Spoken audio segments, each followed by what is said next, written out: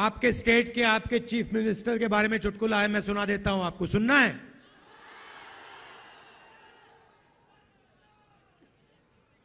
तो आपके chief minister governor के यहां स्वेरिंग इन के लिए गए।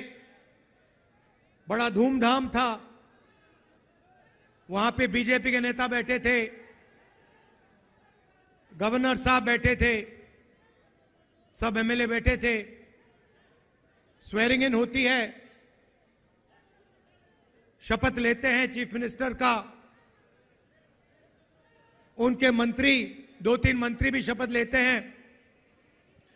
खूब तालियां बजती हैं और फिर नीतीश जी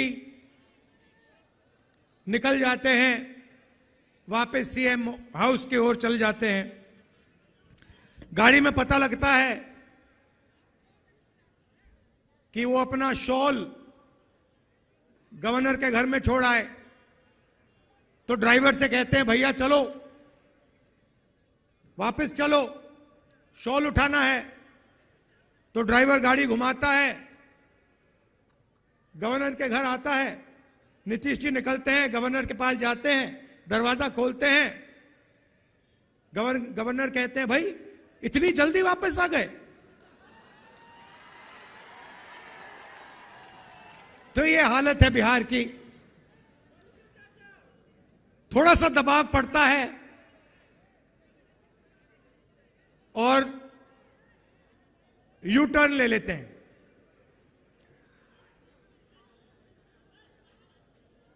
दबाव क्यों पड़ा? क्योंकि बिहार में हमारे गठबंधन ने एक बात जनता के सामने रखी है। इस यात्रा में हम 5 न्याय की बात कर रहे हैं। उनमें से एक न्याय, उसको आप सामाजिक न्याय कह दीजिए, उसको आप हिस्सेदारी कह दीजिए, उसको आप भागीदारी कह दीजिए, उसके बारे में हम काम कर रहे हैं। मैंने पहले भाषणों में कहा है कि इस देश में अलग अलग वर्ग के लोग हैं। पिछड़ी जात के लोग हैं, दलित हैं, आदिवासी हैं, माइनॉरिटी हैं, जनरल कास्ट के लोग हैं। हर समाज में कमजोर लोग हैं। ओबीसी समाज देश का सबसे बड़ा समाज है। मगर अगर मैं आज आपसे पूछूं कि इस देश में ओबीसी समाज की आबादी कितनी है, आप इस सवाल का जवाब नहीं दे सकते। दे सकते हैं? कोई नहीं जानता। और मैं सिर्फ एक बात आपके सामने रखना चाहता हूं। आप देश के किसी भी सेक्टर को देख लो, सरकार की बात करनी है तो मैंने पिछले भाषणों में कहा, जो देश की सरकार को चलाते हैं 90 अफसर हैं, आईएएस के अफसर हैं। 90 में से 3 ओबीसी वर्ग से आते हैं। और अगर 90 अफसर पूरे के पूरे बजट के बारे में निर्णय लेते हैं तो ये ओबीसी अफसर 100 रुपए में से 5 रुपए का निर्णय लेते हैं। तो सरकार में ना ओबीसी की, ना दलित की, ना आदिवासी की भागीदारी है। सरकार को छोड़िए, हिंदुस्तान की सबसे बड़ी 500 कंपनीज को देख लीजिए, उनकी लिस्ट निकालिए, उनके मालिकों के नाम पढ़िए, आपको उन नाम में से एक दलित, एक आदिवासी, एक पिछड़ा नहीं मिलेगा।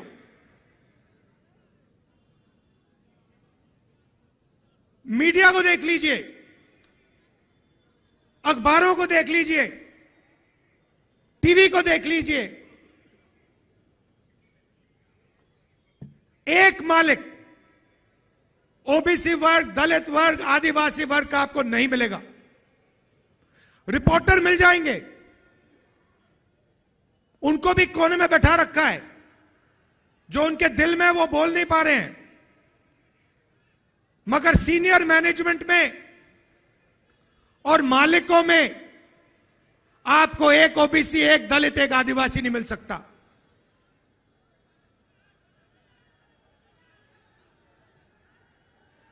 प्राइवेट एजुकेशन के सिस्टम को देख लीजिए, प्राइवेट कॉलेजेस, यूनिवर्सिटीज को देख लीजिए, प्राइवेट अस्पताल देख लीजिए, एक मालिक आपको ओबीसी, दलित, आदिवासी का नहीं मिलेगा।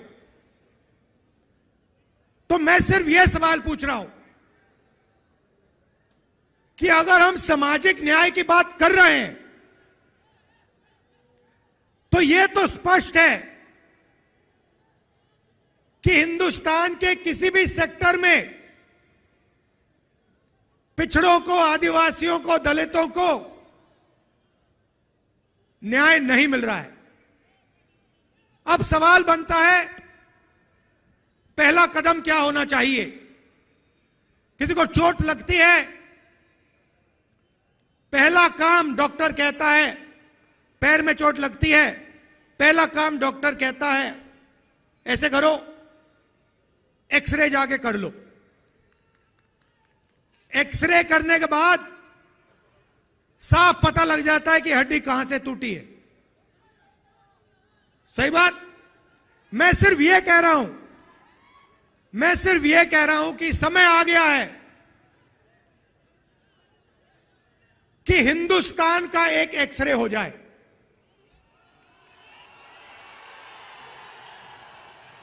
एक एक्सरे हो जाए, उसके बाद एमआरआई भी हो सकता है, मगर पहले एक एक्सरे हो जाए कि इस देश में किसकी कितनी आबादी है, लोगों की गिनती हो जाए। जनरल कास्ट के इतने लोग हैं, उसमें से अमीर इतने हैं, ओबीसी जात के इतने लोग हैं, उसमें से अमीर इतने हैं, गरीब इतने हैं, किसान इतने हैं, मजदूर इतने हैं, भूखे इतने हैं, आदिवासी के इतने लोग हैं, इसमें आदिवासियों में अलग अलग ट्राइब्स के इतने इतने लोग हैं, दलित इतने हैं, इसमें दलितों में ये अलग अलग लोग हैं, ये भूखे मर रहे हैं, ये मजदूरी कर रहे हैं, ये सड़क बना रहे हैं। बस मैं यही कह रहा हूं, सामाजिक न्याय का यही मतलब है, और सामाजिक न्याय का पहला कदम देश का एक्सरे करना है। अब बात समझिए, नीतीश जी कहां फंसे, मैं आपको बताता हूं। मैंने नीतीश जी से साफ कह दिया कि देखिए, आपको जाति जनगणना बिहार में करनी पड़ेगी, हम आपको छूट नहीं देंगे। और आरजेडी ने, हमने यह काम नीतीश जी पर दबाव डाल के किया। अब क्या हुआ? अब दूसरे साइड से प्रेशर आया। बीजेपी नहीं चाहती कि इस देश का एक्सरे हो, डरते हैं एक्सरे से। दूध का दूध, पानी का पानी हो जाएगा, पता लग जाएगा कि कितने ओबीसी हैं, कितने दलित हैं, कितने आदिवासी हैं, बीजेपी ये नहीं चाहती। बीजेपी चाहती है कि आपका इधर ध्यान जाए, उधर ध्यान जाए, आगे पीछे ध्यान जाता जाए, मगर सामाजिक न्याय पे गलती से भी आपका ध्यान ना चला जाए। नीतीश जी बीच में फंस गए और बीजेपी ने उन्हें रास्ता निकलने का रास्ता दे दिया और नीतीश जी उस रास्ते पे निकल गए। सामाजिक न्याय देने की जिम्मेदारी बिहार में हमारे गठबंधन की है। नीतीश जी की यहां कोई जरूरत नहीं है। यहां पे हम अपना काम कर लेंगे मिलके। हमारा गठबंधन यहां पे जो करना है कर देगा। यह हुई बात सामाजिक न्याय की। अब मैं आपको आर्थिक न्याय की बात करना चाहता हूं। आपने मुझे अभी वो माला दिया, मखाने वाला माला, उसको लाइए यहां जरा। कहां है वो?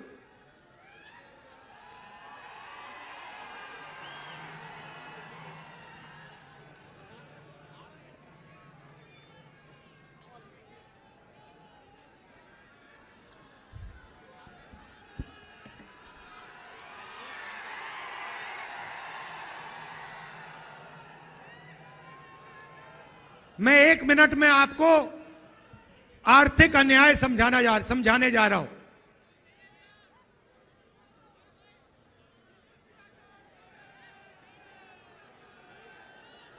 ये बिहार के मखाने इतने मजेदार है, ये खा गए होंगे उनको।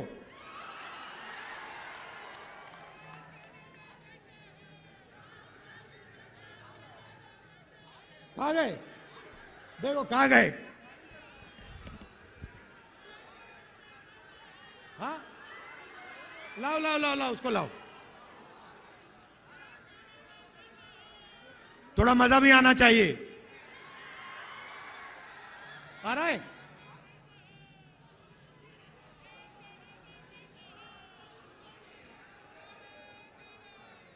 ये आ गया।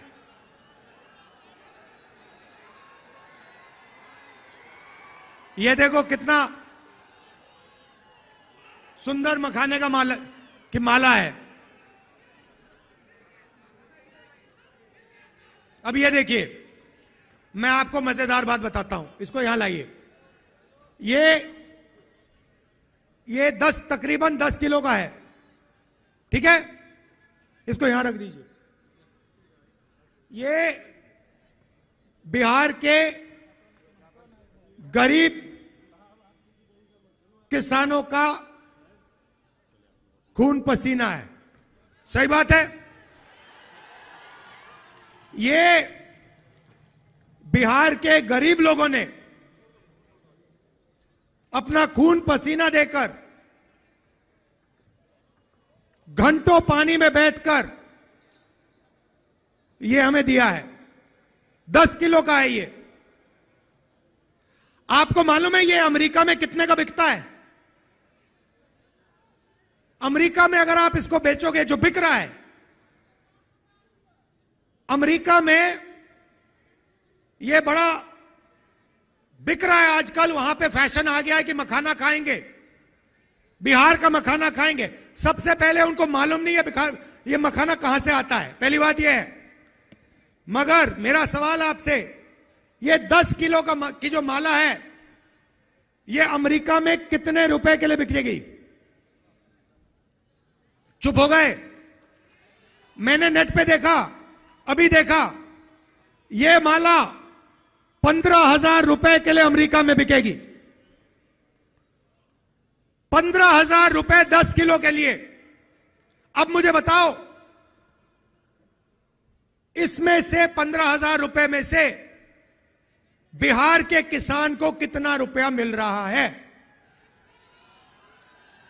बिहार का किसान 250 रुपए किलो के बेच रहा है, मतलब 2,500 रुपए 10 किलो के लिए।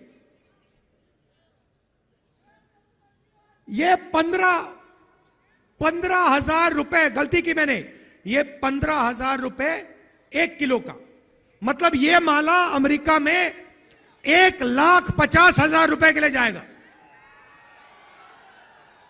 गलती कर दी, सॉरी। 1.5 लाख रुपए के लिए ये अमेरिका में बिकता है और यहां पे हमारे किसान को 250 रुपए प्रति किलो, 2,500 रुपए 10 किलो के लिए। मैं आपसे पूछना चाहता हूं, ये पैसा जा कहां रहा है? ये जा कहां रहा है? किसके हाथ में जा रहा है? ये किसान के हाथ में तो नहीं जा रहा ना। तो ये देखिए, इसको कहते हैं आर्थिक अन्याय, और ये हर चीज में हो रहा है।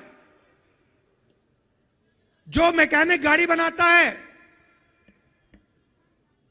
जिसने इस माइक्रोफोन को आज सुबह ठीक किया, मोबाइल फोन को जो ठीक करता है, जूते बनाता है, टी शर्ट बनाता है, जो भी हाथ से काम करता है, उसके साथ हिंदुस्तान में भयंकर अन्याय हो रहा है। इसके बारे में कोई बोल नहीं रहा।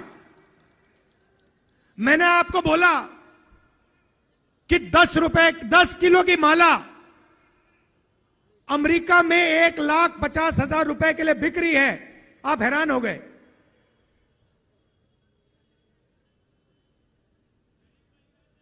$1,50,000 ये पड़ा हुआ है हमारे सामने। इसमें से 2-3 हजार रुपए किसान के जेब में जा रहे हैं। क्या ये अन्याय नहीं है? सबसे बड़ा अन्याय है। तो जब हम आर्थिक न्याय की बात करते हैं, हम चाहते हैं कि अगर ये 1,50,000 रुपए की माला है, तो कम से कम 30-40 हजार रुपए तो किसान के हाथ जाएं। अगर मैकेनिक काम कर रहा है, मोबाइल फोन को कोई ठीक कर रहा है, खेत में काम कर रहा है, उसको अपनी मेहनत का सही फल तो मिले। और जहां भी देखो हिंदुस्तान में, मैंने छोटा सा उदाहरण दिया आपको, जहां भी देखो जो गरीब है, कमजोर है, हाथ से काम करता है, उसको अपनी तपस्या का फल नहीं मिलता देश में। तो ये 2 बातें मैं आपसे कहना चाहता था। एक, किसकी कितनी आबादी है, ओबीसी कितने, दलित कितने, आदिवासी कितने, और उनमें से कितने गरीब हैं, कितनों के पास सरकारी नौकरी है, कितने कंपनी में काम कर रहे हैं, देश का एक्सरे। और दूसरा बहुत महत्वपूर्ण सवाल, 1.5 लाख रुपए की माला में से हमारे किसान को 2,500-3,000 रुपए क्यों मिल रहे हैं, ज्यादा क्यों नहीं मिल रहा है? यही 2 सवाल हैं हिंदुस्तान के सामने। बाकी सब आपके ध्यान को इधर उधर करने की बात है। अब आप कहोगे इसमें बिहार का क्या रोल है, बिहार को क्या करना है? हजारों साल से यह प्रदेश इस देश को सामाजिक न्याय और आर्थिक न्याय दिखा रहा है। सोशल मूवमेंट होती है, देश जागता है, तो बिहार से जागता है। गांधी जी के आज हम याद कर रहे हैं, उनकी तपस्या चंपारण में शुरू हुई थी, बिहार में शुरू हुई थी। इसलिए मैं आपको यहां कह रहा हूं, बीजेपी के लोग आपके ध्यान को इधर उधर करना चाहते हैं, क्योंकि वो नहीं चाहते कि आप सबसे जरूरी मुद्दे के बारे में बात शुरू कर दो। और 2 ही मुद्दे हैं। आर्थिक न्याय जो मैंने आपको यहां दिखाया और सामाजिक न्याय जिसको मैं एक्सरे कह रहा हूं, और वो भी पहला कदम है। भाई और बहनों, पिछले साल हमने भारत जोड़ो यात्रा की। कन्याकुमारी से हम कश्मीर तक चले, समुद्र के तट से शुरू किया, चलते गए चलते गए चलते गए हिमालय तक चले। आप सब हमारे साथ चले थे। बीजेपी देश में नफरत और हिंसा फैला रही है। इनका लक्ष्य यही है कि आप हिंसा में, नफरत में उलझे रहो, एक भाई दूसरे से लड़े, और आप आर्थिक और सामाजिक न्याय की बात मत करो। और भारत जोड़ो यात्रा ने देश में एक नया रास्ता दिखाया। यात्रा में बिहार के लोग हमारे साथ चले, बंगाल के लोग चले, और आपने हमें कहा देखिए आप कन्याकुमारी से कश्मीर जा रहे हो, बिहार, बंगाल, उत्तर प्रदेश, इसमें से आप यात्रा क्यों नहीं कर रहे हो? बात बिल्कुल सही थी।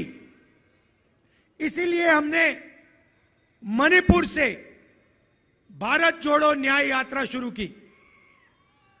मणिपुर से क्यों?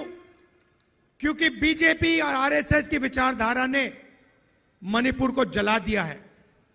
सिविल वॉर का माहौल बन गया है, लोग मर रहे हैं, घर जलाए जा रहे हैं, और प्रधानमंत्री आज तक वहां नहीं गए। मणिपुर में शुरू किया, नागालैंड, अरुणाचल, बंगाल, असम, और अब हम बिहार आए हैं। यात्रा में हम लंबे भाषण नहीं करते, 15-20 मिनट बोलते हैं, 6-7 घंटे आपकी बात सुनते हैं। आज सुबह चाय की दुकान में हमने 3-4 परिवारों के साथ चाय पी, उनकी बात सुनी। बस में लोग आते हैं, हम पैदल चलते हैं, पद यात्रा में चलते हैं। क्यों? आपके दिल में जो है वो हम समझना चाहते हैं, सुनना चाहते हैं। हम अपनी मन की बात नहीं रखना चाहते हैं, हम आपकी मन की बात सुनना चाहते हैं, समझना चाहते हैं। और यात्रा में हमने पिछली यात्रा में एक नारा निकाला था, नफरत के बाजार में मोहब्बत की दुकान खोलनी है। और पिछले 2 दिन आपने यात्रा में मोहब्बत की दुकान खोली है, इसके लिए दिल से आपका मैं धन्यवाद करना चाहता हूं।